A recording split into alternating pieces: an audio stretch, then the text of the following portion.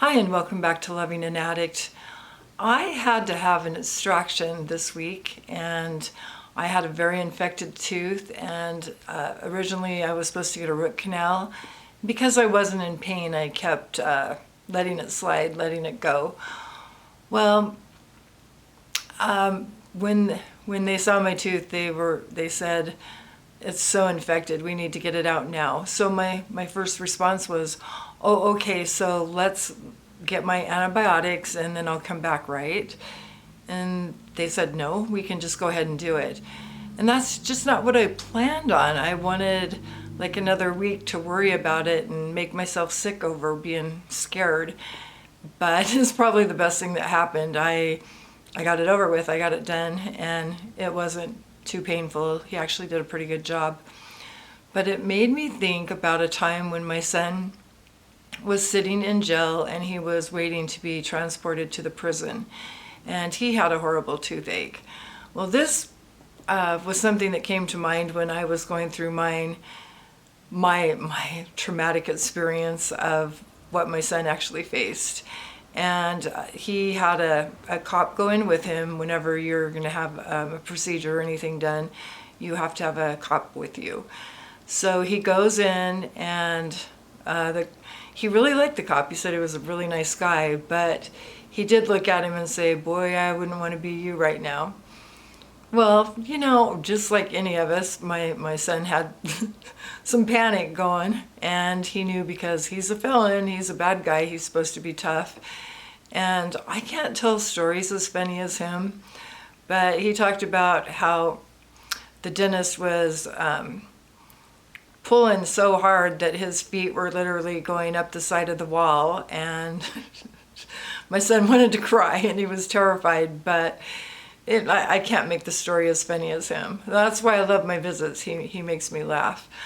Another time that stands out in my mind is when he finally did get transported to the prison.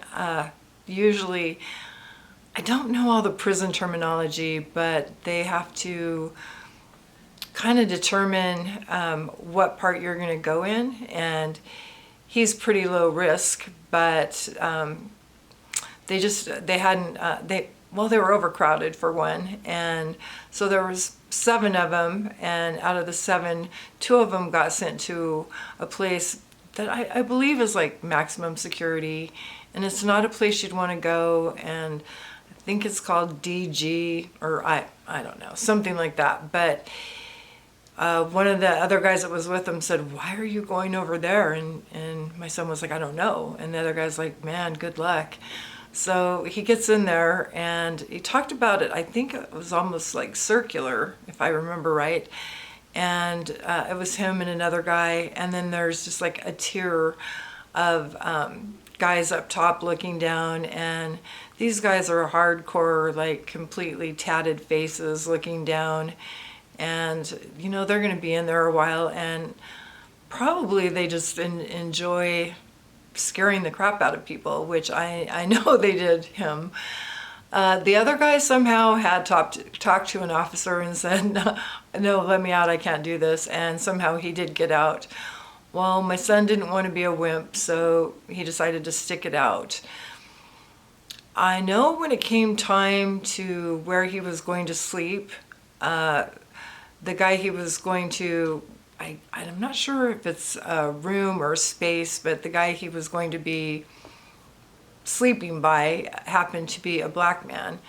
Now, we're not prejudiced people, that's not a problem, but this is very gang ran, and you're not allowed to sleep with somebody that's not the same race. And so he had guys from the gang saying, "What are you gonna do? What are you gonna do about it?" And this is all, I always hear this stuff later. I don't hear it during, when it's happening. And this is usually in a visit. And he told me, "Oh my gosh, he was a really nice guy. I didn't have anything against him, and I definitely didn't want to fight him. The man was huge." So he like managed to kind of stay out of there, and he would be outside of the spot where he was supposed to be sleeping. And he did have a cop come up and ask him if everything was okay, and he knew there were gang members around and people listening. I mean, there's always ears. And so he just said, yeah, everything's fine. And I don't really remember the story about how that got worked out. I know there was no fight. And I don't think my son was in there over a week or two. But, you know, I think about all that, and you'd think that alone would scare a person to death and make them never want to do anything wrong again.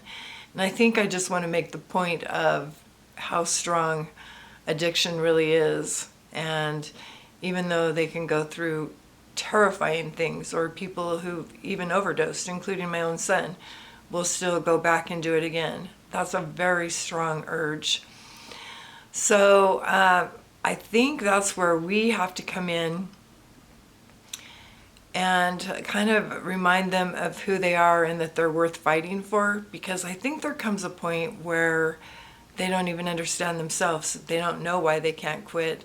I mean, he's talked to me before about how even though you know you're going to lose everything you have, that urge is so strong that it's hard to fight. And I do believe he's going to come out much stronger and much better. But if I'm honest, yeah, I worry. I mean, addiction is all your life. I think a lot of people think when somebody quits using or quits drinking that they're just completely healed. No, they are fighting every day.